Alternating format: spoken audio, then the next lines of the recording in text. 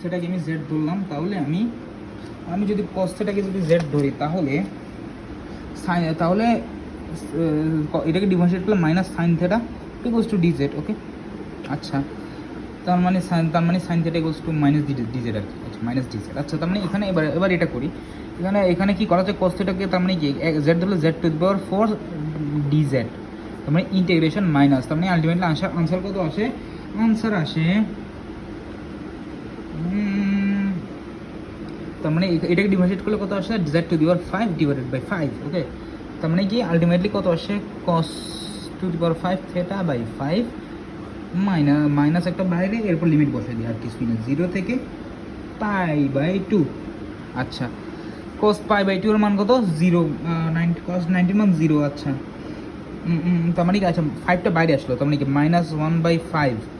ওকে, cos 19 মান হচ্ছে 0, আর 0 মান হচ্ছে 1, তার মানে কি 1/5 ইন্টু, তার মানে কি আপার লিমিট মাইনাস লোয়ার লিমিট। আপার লিমিট cos 90 মান কত? 0 মাইনাস লোয়ার লিমিট কত? 1।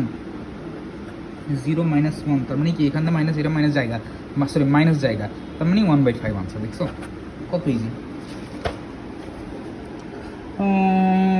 ওকে, এবার দুইটা এমসিকিউ ট্রিক দেখাবো, দুইটা এমসিকিউ ট্রিক।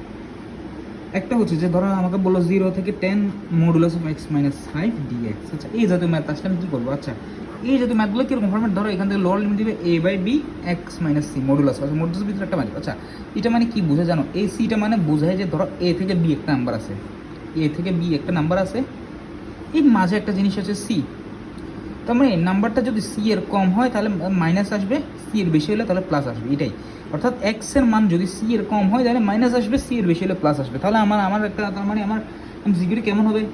তার মানে আমি এটাকে ভাঙতে পারবো, কেমন লিখতে পারবো? 0 থেকে 5 মডুলাস, 0 থেকে 5 তার মডুলাস উঠে যাবে এক্স মাইনাস 5।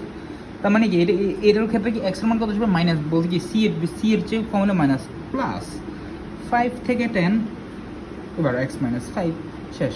এবার শেষ, নর্মাল ইন্টিগ্রেশন, এটাকে এক্স ধরে ইন্টিগ্রেট করো,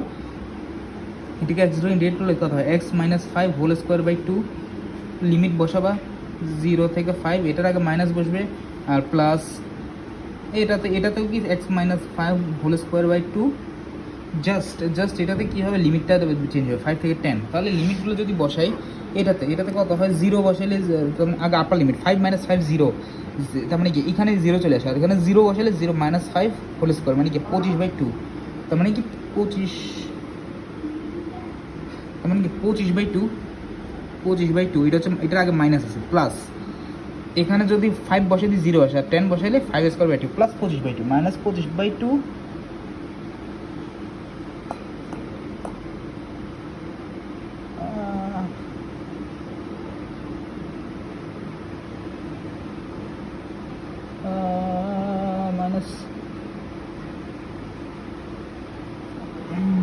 মাইনাস 25/2,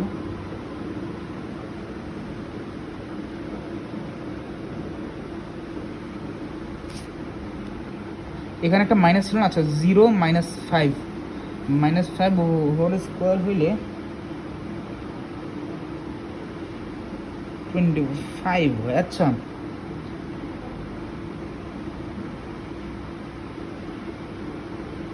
তার মানে ঠিক আছে। আচ্ছা, এখানে মাইনাসটা হবে না, আচ্ছা মাইনাসটা চলে যায় কই। আচ্ছা, এটাকে করলে কত হয়? এটাকে করলে হয় 25/2, তার মানে কি আলটিমেটলি হয় 50/2, 50/2 হলে 25 আনসার, এটাই।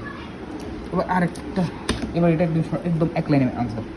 ধরো 1 থেকে 4 f of x dx equals to 5 হলে বলবে যে ইন্টিগ্রেশন 0 থেকে 1 f of 3x plus 1 dx equals to what. এখানে এবার এই প্রশ্নটা কি, এটা এবার আসতে পারে, আমার মন বলতেছে এবার চলে আসবে এটা।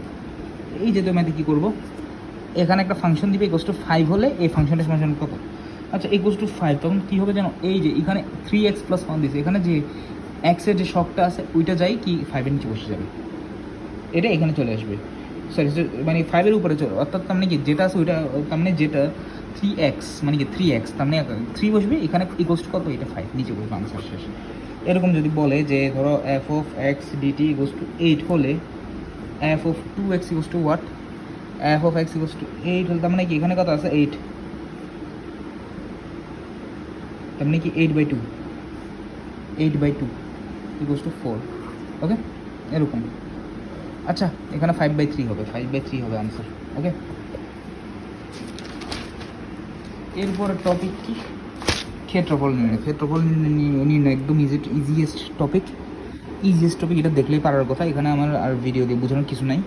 ক্ষেত্রফল নির্ণয় আমি মেন সূত্র অনেকগুলো সূত্র দিয়েছি, ওগুলো পড়লে মানে আর কোনো প্যারা থাকবে না, যতগুলো ক্ষেত্রফল সম্ভব সব সূত্র দিয়ে দিছি। যদি এফ অফ এক্স